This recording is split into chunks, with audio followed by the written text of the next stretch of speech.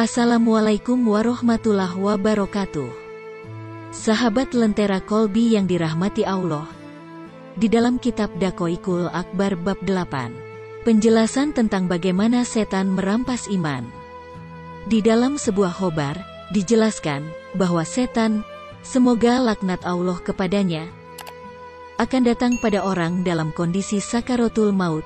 Dia duduk di sekitar kepala seorang hamba, lalu berkata padanya, "Tinggalkan agama Islam ini dan katakan bahwa Tuhan ada dua sehingga kamu bisa selamat dari kesengsaraan ini."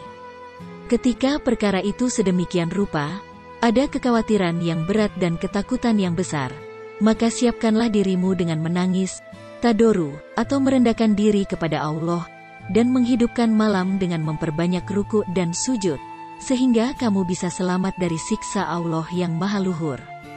Imam Abu Hanifah pernah ditanya, dosa apa yang lebih dikhawatirkan bisa merampas iman?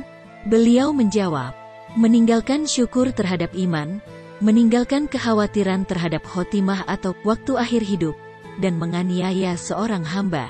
Karena sesungguhnya seseorang yang di dalam hatinya terdapat 3 macam perkara ini, maka secara umumnya dia akan keluar dari dunia dalam keadaan kafir, kecuali orang yang mendapati keberuntungan. Dikatakan, dalam riwayat lain, bahwa keadaan yang paling menyengsarakan mayit adalah keadaan haus dan terbakarnya hati. Pada waktu itulah setan akan berusaha mendapatkan kesempatan untuk melepas iman seorang mukmin karena beratnya rasa haus pada waktu itu. Setan akan datang di sekitar kepalanya bersama dengan wadah berisi air tawar. Dia akan menggerak-gerakkan wadah tersebut kepadanya, lalu orang mukmin itu berkata, "Berikanlah aku air." Dia tidak mengerti bahwa dia, orang yang membawa air, adalah setan.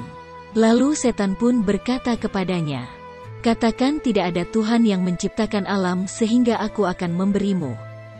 Jika dia termasuk orang yang beruntung maka dia tidak akan menjawabnya. Kemudian setan datang di tempat kedua telapak kakinya dan menggerak-gerakkan wadah itu padanya. Lalu, orang mukmin itu berkata, "Berikan aku air." Lalu setan pun berkata, "Katakan, aku telah mendustakan Rasulullah Sallallahu Alaihi Wasallam sehingga aku akan memberimu air." Maka barang siapa mendapati celaka maka dia akan menjawab perkataan itu karena dia tidak tahan terhadap rasa hausnya, lalu dia akan keluar dari dunia dalam keadaan kafir.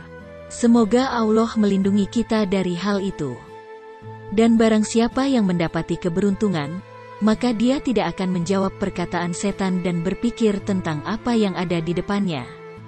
Sebagaimana dikisahkan bahwa sesungguhnya Abu Zakaria Az-Zahid, ketika datang waktu wafat pada beliau, datanglah teman beliau sedangkan beliau dalam keadaan sakaratul maut. Teman Abu Zakaria Az-Zahid pun menalkin beliau dengan membacakan kalimat thayyibah yaitu, "La ilaha illallah Muhammadur Rasulullah." Lalu beliau berpaling darinya. Teman beliau pun menalkin untuk kedua kalinya, lalu beliau pun berpaling darinya. Dan teman beliau pun menalkin untuk ketiga kalinya, lalu beliau berkata, "Aku tidak akan mengucapkan itu." Lalu beliau pun tak sadarkan diri di depan teman beliau. Ketika Abu Zakaria Az-Zahid sadarkan diri setelah sesaat dan menemui keringanan atau sedikit rasa nyaman, maka beliau pun membuka kedua matanya lalu berkata kepada mereka, "Apakah kalian berkata sesuatu kepadaku?" Mereka pun menjawab, "Iya, kami menalkin kepadamu syahadat sebanyak 3 kali, namun kamu berpaling 2 kali dan mengatakan pada syahadat ketiga, aku tidak akan mengatakan itu." Lalu Abu Zakaria Az-Zahid berkata, "Iblis telah datang kepadaku dan membawa sebuah wadah berisi air bersamanya. Dia berdiri di sebelah kananku dan menggerak-gerakkan wadah itu. Lalu dia berkata kepadaku, 'Apakah kamu membutuhkan air?' Aku menjawab, 'Iya.' Iblis pun berkata, 'Katakan bahwa Isa adalah putra Allah,' lalu aku berpaling darinya. Kemudian dia datang kepadaku dari arah kakiku lalu dia mengatakan seperti itu kepadaku. Pada ketiga kalinya, dia berkata, 'Katakan bahwa tidak ada Tuhan.' Aku pun berkata, 'Aku tidak akan mengatakan itu.'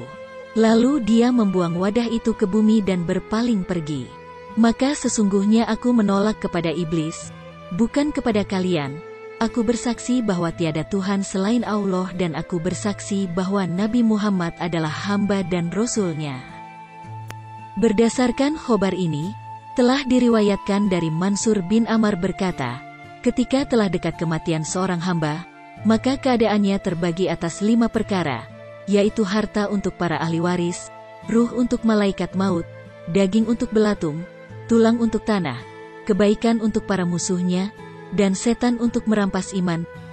Kemudian Mansur bin Amar berkata, jika ahli waris pergi dengan membawa harta, maka boleh saja. Jika malaikat maut pergi dengan membawa ruh, maka boleh saja. Jika belatung pergi dengan memakan daging, maka boleh saja. Jika para musuhnya pergi dengan membawa kebaikan-kebaikan, maka boleh saja. Andai setan tidak pergi dengan membawa iman ketika kematian, karena sesungguhnya hilangnya iman adalah berpisah dari agama. Sesungguhnya berpisahnya ruh dari jasad bukanlah berpisah dari Tuhan. Sesungguhnya kematian adalah perpisahan yang tiada seorang pun yang mengetahui sesudahnya dan seberapa ruginya. Wallahu a'lam bishawab.